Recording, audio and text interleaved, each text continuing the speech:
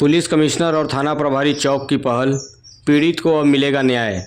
बताते चले कि पुलिस कमिश्नरेट वाराणसी के लोकप्रिय अपर पुलिस आयुक्त डॉक्टर के लर्सन के निर्देश पर प्रभारी निरीक्षक थाना चौक विमल मिश्र ने कड़घंटा कागज मंडी के एक कॉपी दुकानदार को बेदखल करने की साजिश करने वाले सराफा कारोबारी का जमकर क्लास लगाया।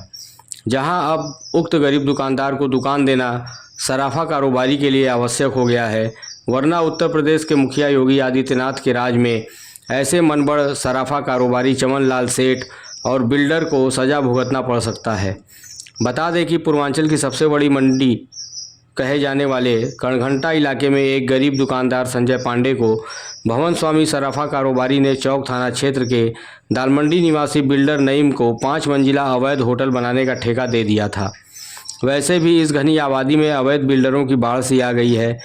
इन्हीं बिल्डरों में से नईम बिल्डर ने कड़घंटा क्षेत्र में सराफा कारोबारी चमन लाल सेठ का 5 मंजिला अवैध होटल बनाने का ठेका ले लिया था, जो अब लगभग 2 साल तक बिल्डर नईम के द्वारा अवैध निर्माण धड़ल्ले से किया जाता रहा, जिसमें अब तक 5 मंजिला अवैध होटल वाराणसी विकास प्राधिकरण के भ्रष्ट कर्मचारियों की मिलीभगत से लगभग तैयार हो चुका है। भवन निर्माण के समय बिल्डर नईम को सराफा कारोबारी ने आगे करके पूरा निर्माण लगभग तैयार करा लिया है।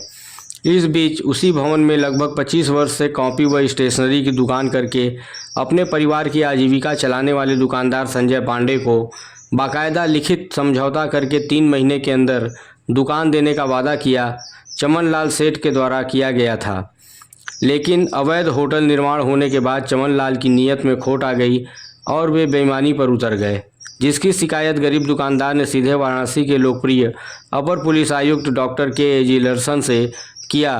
तो गरीब की परेशानी को समझते हुए उन्होंने थाना प्रभारी चौक विमल मिश्र को विपक्षी पर कड़ी कार्रवाई करने का निर्देश दिया, जिसके परिणाम स्वरूप थाना प्रभारी चौक ने आला अधिकारियों के निर्देश का पालन करते हुए तथा गरीब दुकानदार की मजबूरी को प्राथमिकता देते हुए अवैध निर्माण कर रहे ठेकेदार को थाने बुलाकर चेतावनी दे दिया कि जब तक गरीब दुकानदार से वादा की गई दुकान उसे वापस नहीं दी जाएगी, तब तक कोई भी निर्माण नहीं होगा। बताते चले कि इस पूरे मामले की सूचना जब बीएम ब्रेकिंग न्यूज को मिली तो सराफा कारोबारी चमन लाल सेठ से जब गरीब के साथ किए जा रहे अन्याय के बारे में पूछा गया तो उन्होंने अपने धल बल का रुतबा दिखाते हुए कोई भी बात करने से इनकार कर दिया। बस यहीं से सराफा कारोबारी का पूरा मामला बिगड़ गया। पीड़ित दुकानदार ने इसकी शिकायत वाराणसी पुलिस कमिश्नर को जब लिखित किया, तब जाकर चमन लाल सेठ रास्ते पर आए। लेकिन सूत्रों से मिल रही जानकारी के अनुसार भ्रष्टाचार की बुनियाद पर खड़ा सराफा कारोबारी का अवैध होटल को कई माह पूर्व ही वाराणसी विकास प्राधिकरण के द्वारा ध्वस्तीकरण का आदेश भी हो चुका है। कुल मिलाकर अब देखना यह है कि चमन लाल सेठ का आलीशान व अवैध होटल कब तक मिट्टी में मिलेगा और कब मिलेगी गरीब संजय को उसकी दुकान, ये तो आने वाला वक्त ही बताएगा। फिलहाल तफ्तीश जारी है। वाराणसी से देखिए भुवनेश्वरी मलिक की रिपोर्ट। आप देखते रहिए बीएम ब्रेकिंग न्यूज। धन्यवाद। भैया अपना परिचय बताइए। संजय पांडे मेरा नाम है। कहाँ के रहने वाले हैं? कड़घंटा के रहने वाले हैं। अच्छा, तो क्या मामला था आपका? मेरी एक दुकान है 66 स्क्वायर फीट की, और जिसने चमन लाल ने बिल्डिंग ख़रीदा हुआ है, और उनसे मेरी बात एग्रीमेंट बनी हुई थी कि 3 महीने में दुकान बना के दूंगा। उसके बाद वो मुझे दुकान देने से इनकार कर रहे हैं। ये चमन लाल कौन? वो मकान मालिक है, ऑनर है वो। कहाँ रहते हैं ये रहते हैं नाटीमली में। मैंने कई बार उनसे विन्नत भी किया, उनसे प्रार्थना भी किया, मैंने निवेदन भी किया, लेकिन वो देने से इनकार कर रहे हैं। वो कह रहे मैं दुकान नहीं दूंगा। मेरी छोटी सी रोजी रोटी है मेरी है, मैं क्या करूँ? मैं फुटपाथ पे मैं टेबल पे बाहर लगा के बेच रहा हूँ। कितने वर्षों से आप वहाँ दुकान कर रहे हैं? मेरी वहाँ पे करीब 25 साल से दुकान है, मैं कर रहा हूँ। लेकिन दुकान बहुत पुरानी मेरी है, पिताजी की ली हुई है दुकान, करीब 60 साल पुरानी दुकान है वो। ये क्यों मना कर रहे हैं दुकान देने से आपको? एग्रीमेंट भी थी, 66 स्क्वायर फीट, महीना सब तय हो गया, पैसा सब तय हो गया। उसके बाद वो देने से इनकार कर रहे हैं कि मेरा होटल बन रहा है, मेरा घर बन रहा है, अब मैं नहीं दे पाऊँगा आपको। मैंने कहा मेरी रोजी रोटी यही है, मुझे दे दीजिए।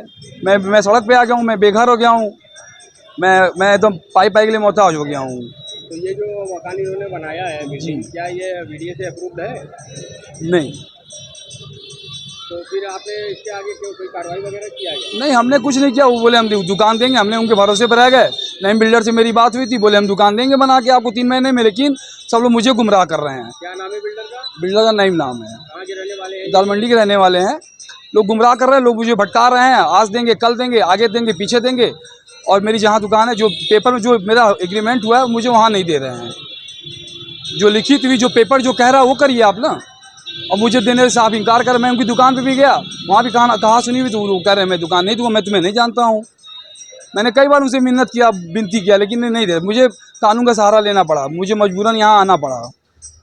जब कोई रास्ता नहीं मिला तो मुझे यहाँ आना पड़ा। पुलिस आपका सपोर्ट कर रही है? हाँ, आज मैं कमिश्नर साहब के पास गया था मैं, तो उन्होंने यहाँ पे बोला है, मैंने एप्लीकेशन वहाँ लगाया हुआ है, तो उन्होंने यहाँ पे बोला है कि ठीक है कार्रवाई हो रही है, लोग देख रहे हैं, संज्ञान में है जी। हाँ हाँ जी, संतुष्ट हैं जी।